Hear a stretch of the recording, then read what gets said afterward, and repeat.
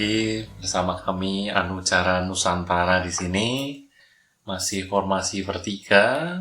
Saya Acan. Saya Mas John. Halo, saya Odi. Oke, kita hari ini mau bahas makhluk lagi, entitas-entitas lagi yang ya sudah amat sangat kalian kenal dan terkenal sekali makhluknya. Dan kita nggak usah pakai menyamar-nyamarkan nama makhluknya, karena di episode sebelumnya kita samar-samarkan juga keceplosan terus. Sekarang terserah mau manggil apa. Sekarang kita membahas tentang sosok yang namanya kuntilanak. Oke, mungkin langsung saja bisa diceritakan, dibacakan mungkin sama Mas John. Apa sih sosok ini? Ceritanya bagaimana? Asal-usulnya bagaimana? Monggo. Sumber ini kita ambil dari Wikipedia. Kuntilanak dalam bahasa Melayu, Pontianak atau Pontianak atau sering disingkat Kunti adalah hantu yang dipercaya berasal dari perempuan hamil yang meninggal dunia atau wanita yang meninggal karena melahirkan dan anak tersebut belum sempat lahir atau keguguran.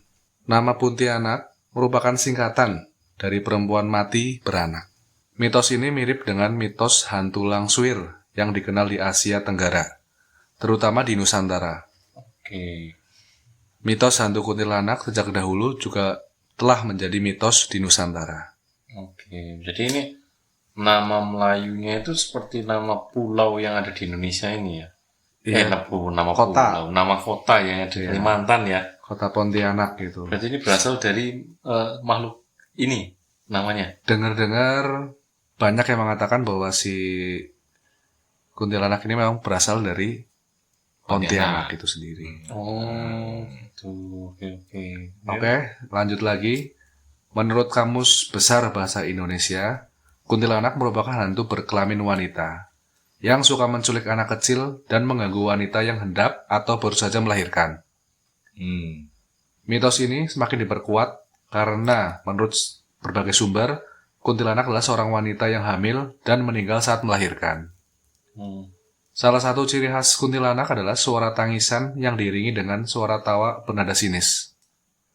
Hantu ini juga dipercaya tinggal di pohon yang rindang seperti pohon beringin. Agak berbeda dengan gambaran menurut tradisi Melayu. Kuntilanak menurut tradisi Sunda tidak memiliki lubang di punggung. Jenis yang memiliki lubang di punggung sebagaimana deskripsi di atas disebut sebagai sundel bolong. Kuntilanak konon juga menyukai pohon tertentu sebagai tempat bersemayam atau tempat tinggalnya. Misalnya pohon waru yang tumbuh condong ke samping. Berdasarkan kepercayaan dan tradisi masyarakat Jawa, kuntilanak itu sendiri tidak akan mengganggu wanita hamil bila wanita tersebut selalu membawa paku, pisau, dan gunting bila bepergian kemana saja. Hal ini menyebabkan seringnya ditemui kebiasaan meletakkan gunting, jarum, dan pisau di dekat tempat tidur bayi. Kayak orang-orang sini ya biasanya pada kalau lagi hamil pada bawain gunting, gunting kuku gitu ya Mas ya? Gunting ditaruh di bungkusan biasanya. Apa itu namanya ya? Istilahnya itu apa ya namanya? Sambetan. Oh iya, sambetan. Ya, sambetan. Kalau bahasa Jawanya sambetan, ya. Jadi menurut kepercayaan masyarakat Melayu, benda tajam seperti paku bisa menangkal serangan kuntilanak. Oke. Ketika kuntilanak menyerang, paku ditancapkan di lubang yang ada di belakang leher kuntilanak. Sementara dalam kepercayaan masyarakat Indonesia lainnya, lokasi untuk menancapkan paku bisa bergeser ke bagian atas, bagian ubun-ubun kuntilanak tersebut. Bahkan ada sumber lain yang menyebutkan bahwa apabila si kunti ini bisa mau dijadiin manusia, bisa ditancapkan di ubun-ubunnya. Jadi manusia? Iya. Beneran jadi orang gitu Mas? Nah itu Mitos mitos lah, atau masih memang mitos, kenyataannya masih seperti mitos. itu. Iya. Ini Mas Jun kayaknya tergesa-gesa banget ada apa ini baca ini. Nggak apa-apa. Apa ya? Biar cepet aja ya. Biar cepetan. Oke, siapa Son? Dari sumber lain ini wartabromo.com. Mendengar nama kuntilanak, seketika pasti terbayang sosok yang menyeramkan dengan rambut panjang. Hantu ini juga dikenalkan dengan suara tangisan dan tertawanya yang menaikkan bulu kuduk. Berarti ada beberapa sumber yang memang mengatakan si Mbak Kun ini ya suka tertawa dan menangis ya. Ya, suka tertawa, hampir sama menangis. Kebanyakan orang mengenal kuntilanak sebagai hantu wanita. Sosoknya sering muncul dengan pakaian berwarna putih lusuh dan kerap mengagetkan orang. Dengar-dengar nih, kuntilanak itu ada yang pakai bajunya putih dan juga katanya ada yang pakai baju merah. Itu level-levelan atau beda perkumpulan apa gimana itu Mas? Ini ada penjelasannya lagi nih. Hmm. Untuk kuntilanak sendiri ini memiliki jenis warna berbeda sesuai dengan levelnya. Level. Yang pertama itu adalah kuntilanak putih. Oke. Warna kuntilanak yang familiar adalah putih. Sosok kuntilanak ini levelnya paling rendah, tidak mengganggu dan mengancam manusia. Ia biasanya muncul di rumah kosong, kebun, dan hutan. Oke. Ini sepertinya hawa-hawanya mulai terasa agak berbeda kayaknya ini ya. Mulai hangat ya. Mulai.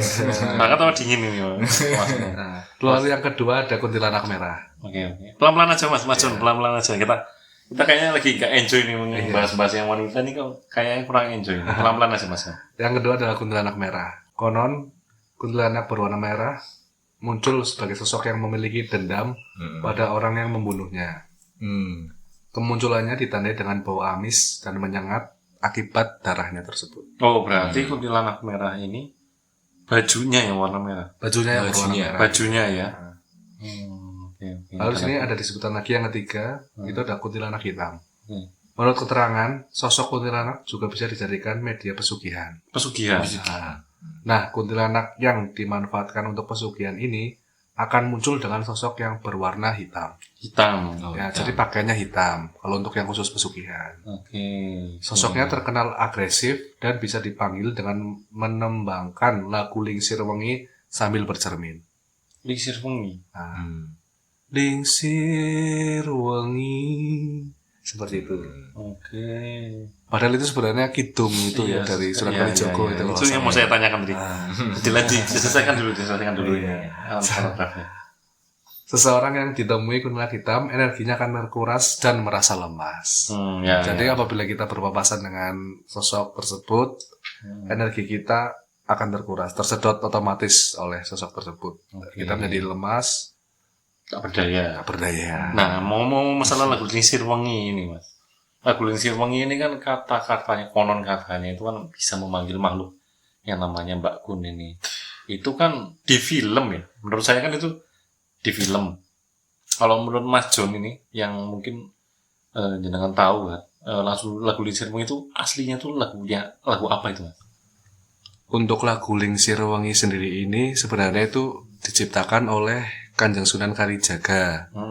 Itu dulunya tuh dinyanyikan itu biasanya setelah sholat malam. Beliau sholat malam. Doa penolak bala serta untuk menjauhkan seseorang dari jin atau makhluk halus. Oke, berarti kalau misalkan kita nyanyi Lingsir Wengi, itu bukan memanggil, malah mengusir ya malah ya. Sebenarnya seperti itu Mas. Cuman karena mungkin di masyarakat Indonesia sudah melekat kalau bahwa lagu Lingsir Wengi ini untuk memanggil mungkin entitas-entitas di sekitarnya memanfaatkan hal tersebut untuk menyusupi dan menakut-nakuti Mas. Seperti itu. Tapi ya mungkin ya masuk akal juga sih, karena mungkin yang ditampilkan ini Kidung Lingsir Wengi ini kan ditampilkannya kan auranya kan musiknya kayak horor gitu ya. Iya. Karena memang mistis gitu, Mas. untuk tembang-tembang dari Jawa sendiri kan memang terkenal dengan mendayu-mendayunya. Terus lagunya itu terkenal seperti lagu-lagu mistis lah. Iya. Sebenarnya arti dan isinya itu seperti doa, Mas. Iya, benar. Ada lagi nggak Mas sosok Mbak Kun ini warnanya? Pilihan warnanya masih ada lagi kayak ini pilihan warnanya. Ada lagi. Untuk yang berikutnya yang keempat. Oke. Nah, itu ada lagi untuk sosok kuntilanak biru. Ada ya, benar. Jarang itu kayaknya. Jarang. Ini memang jarang terlihat di mana-mana. Ada tapi ya benar ya. Ada. Karena level kuntilanak paling tinggi adalah yang sosoknya berwarna biru, Mas. Jadi di tingkatan warna sosok kuntilanak biru ini memiliki tingkatan yang paling tinggi. Jadi tanda-tanda kehadirannya biasanya diidentikan dengan bau amat menyengat dan aura di sekitar menjadi negatif. Dengarkan kisah selengkapnya di Spotify.